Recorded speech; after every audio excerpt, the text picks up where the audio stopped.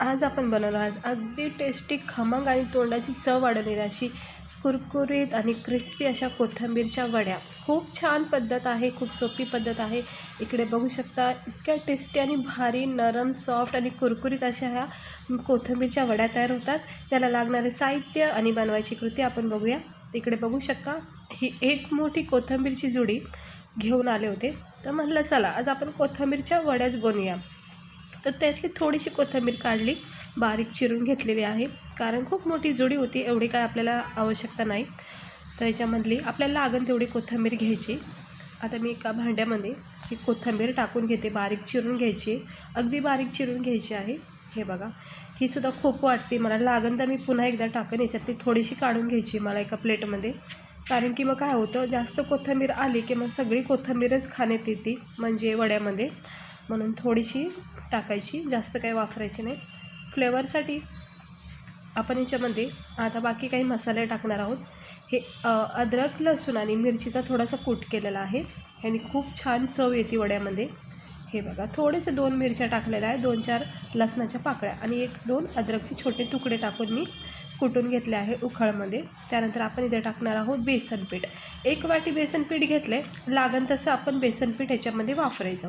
आता कोथिंबीरचे भजे आणि कोथिंबीरच्या वड्या हे वेगळा प्रकार असतो, आणि याच्यामध्ये आपल्या वड्याला क्रिस्पीपणा यासाठी आपण याच्यामध्ये टाकणार आहोत 2-3 चमचे तांदळाचं पीठ। तांदळाचं पीठ खूप गरजेचं आहे प्रत्येक वड्यामध्ये, कारण याने ना खूप चांगला असा क्रिस्पीपणा येतो आणि पॅक पण छान होतात मसाले याच्यामध्ये। त्यानंतर मी अर्धा 1 चमचा धना पावडर टाकून घेते, आणि त्यानंतर आपण याच्यामध्ये टाकायचे थोडासा ओवा। ओवा खूप छान फ्लेवर देतो आणि आपल्या पोटासाठी पण खूप चांगलेला आहे, म्हणून प्रत्येक भजा म्हणा किंवा वडी म्हणा त्याच्यामध्ये ओवा नक्की टाका। तर मी थोडा ओवा टाकलेला आहे कुस्करून। त्यानंतर अर्धा चमचा हळद टाकायची, जास्त हळद नाही टाकायची, अर्धा चमचा हळद टाकायची, आणि त्यानंतर आपण थोडासा अर्धा चमच्याच्या पण कमी असा लाल मसाला टाकायचा आहे, कारण आपण इथं मिरची टाकलेली आहे, आणि चवीनुसार आता इथं आपण मीठ टाकून घ्यायचं आहे। हे बघा, आणि त्यानंतर आपण याच्यामध्ये टाकणार आहोत कोथिंबीरला एक छान असं परफेक्ट लुक द्यायसाठी हे सफेद तीळ।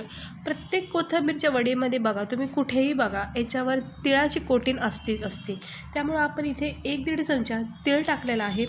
तीळ टाकून चांगले सगळे मसाले कोथिंबीरमध्ये बेसन पिठासोबत एकजीव करून घ्यायचे। हे बघा हे असं एकदम पाणी नाही टाकायचं, मग नंतर थोडं थोडं लागण तसं पाणी आपण ह्याच्यामध्ये टाकून याचं चांगलं पीठ मळून घ्यायचं आहे। बेसन पीठ आणि तांदळाचं पीठ असल्यामुळं हे पीठ मळलं जातं, आणि लागण तसं बेसन पीठ मग वापरायचं। हे बघा हे असं 5 मिनटामध्ये चांगलं याचं बेसन पीठ असल्यामुळं हे मळून निघतं। कोथिंबीर छान अशी परफेक्ट पडलेली आहे, सोबत आपण याच्यामध्ये तीळ वगैरे टाकलेलं आहे। हाताला थोडंसं पाणी लावून तुम्हाला गोल आकार बनवायच्यात वड्या किंवा चौकोन आकार बनवायच्यात, त्यानुसार तुम्ही याला शेप देऊ शकता। हे बघा आता मस्त असं मी शेप दिला आहे, मला चौकोन आकार ह्यावेळेस मला कोथिंबीरच्या वड्या बनवायच्यात, नाहीतर नेहमी माझ्या गोल आकार असतात वड्या, तर आता चौकोन आकार द्यायच्यात, म्हणून मी असे हे चौकोन साईजचे केलेले आहेत वड्याचं पीठ। आणि त्यानंतर आपण याच्यामध्ये वरून टाकायचे सफेद तीळ। हे असं वरून पण टाकलं ना की मग छान फ्राय करून झाल्याच्या नंतरसुद्धा वड्यावर हे तीळ ना असे दिसून येतात, म्हणजे परफेक्ट अशी आपली कोथिंबीरची वडी जी आहे ना ती अशी ह्या तिळामुळं छान वाटून जाते, अगदी रेडीमेडसारखी वाटते। बघा सगळीकडे मी सफेद तीळ टाकून घेतले। आता ओल्या पाण्यामुळं लगेच हे तीळ पॅक राहतं, त्याच्यामध्ये निसटून जात नाही। आता कढाईमध्ये पाणी तापत ठेवायचे, आणि गॅसचा जो स्टँड असतो आपल्या बर्नरचा तो याच्यामध्ये ठेवायचा, आणि त्याच्यावर अशी चाळणी ठेवायची, आणि वर झाकण ठेवून मंद आचेवर 10 मिनटं याला स्टीम द्यायची, म्हणजे वाफ द्यायची। जसं आपण आळूवडीला वाफ देऊन मग फ्राय करतो सेम प्रोसेस आहे, वेगळं काही नाही आहे।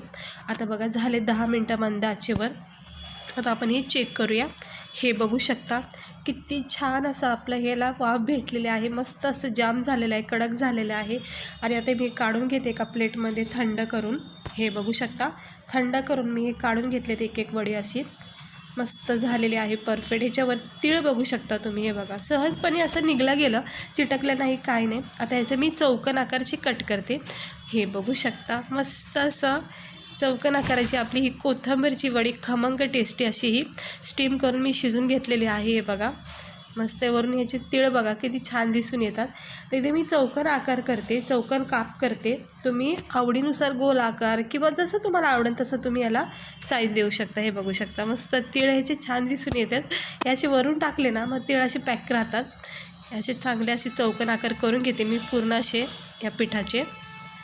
हे बघा सहजपणे कट होतात आणि मस्त असे ह्या चौकोन आकाराच्या आपल्या कोथिंबीरच्या वड्या खमंग टेस्टी अशा तयार झालेल्या आहेत. ते हे बघू शकता. फक्त 1 वाटी बेसन पिठामध्ये आणि थोड्याशा कोथिंबीरपासून आपण छान अशा ह्या वड्या तयार केलेल्या आहेत. आता आपण ह्याला पॅनमध्ये मंद आचेवर फ्राय करून घ्यायचे. तेल तापत ठेवलं होतं आणि गॅस इथं मी स्लो ठेवला आहे. आणि इथं तेलसुद्धा आपल्याला जास्त लागत नाही. भजी असले ना कोथिंबीरचे मग ते डिप करायला लागतात आपले भजी असे, तर त्याला थोडंसं तेल लागतं जास्त, पण ह्याला अजिबात तेल लागत नाही.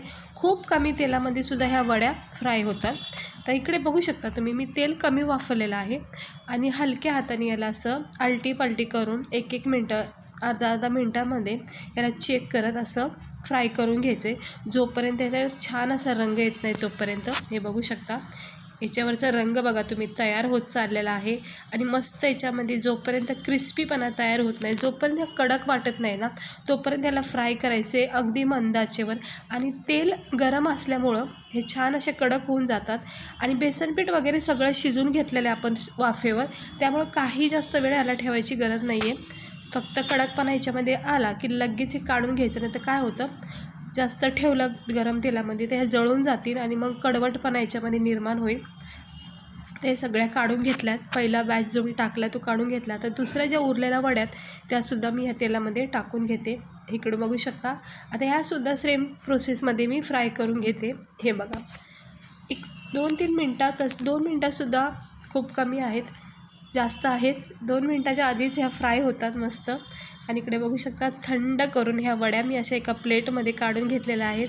तर परफेक्ट अशा आपल्या कोथिंबीरच्या वड्या खमंग टेस्टी चवदार अशा क्रिस्पी अशा ह्या कोथिंबीरच्या वड्या तयार केलेल्या आहेत खाण्यासाठी. मेथीच्या वड्या, पालकच्या वड्या सर्व वडी तयार होती. कोथिंबीरची वडीची एक टेस्ट आहे ना खूप छान लागते. हे वरून तुम्ही बघू शकता हे जे तीळ आपण पिठावर टाकलं होतं ना त्यामुळं अगदी पॅक झालेलं आहे आतपर्यंत. इकडे बघू शकता प्रत्येक बाईट्समध्ये तुम्हाला तीळ लागणार आहे आणि कोथिंबीरच्या वडीला हे तीळ असणं खूप गरजेचं आहे. तर मस्त झालेलं आहेत क्रिस्पी. याचा कडकपणा तुम्ही बघू शकता. हे बघा रेड ब्राऊन होईपर्यंत आपण याला छान असं फ्राय केले.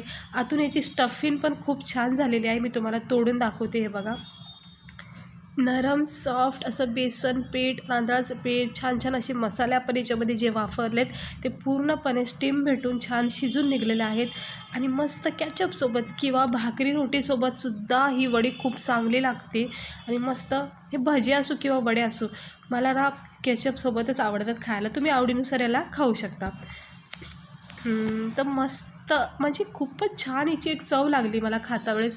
ओव्याचा फ्लेवर, परत आपण तीळ जे टाकले ना मस्त लागते तीळ खाता वेळेस. आणि एक वेगळा असा क्रिस्पीपणा याच्यामध्ये तयार झाला. ह्याच्यामधला ना जो नरम सॉफ्टपणा आहे ना आतला तो खूप छान लागतो. बेसन पिठाचा ना एक मस्त फ्लेवर येतो, सोबत कोथिंबीरचा जो स्वाद आहे ना तो अप्रतिम लागतो आहे.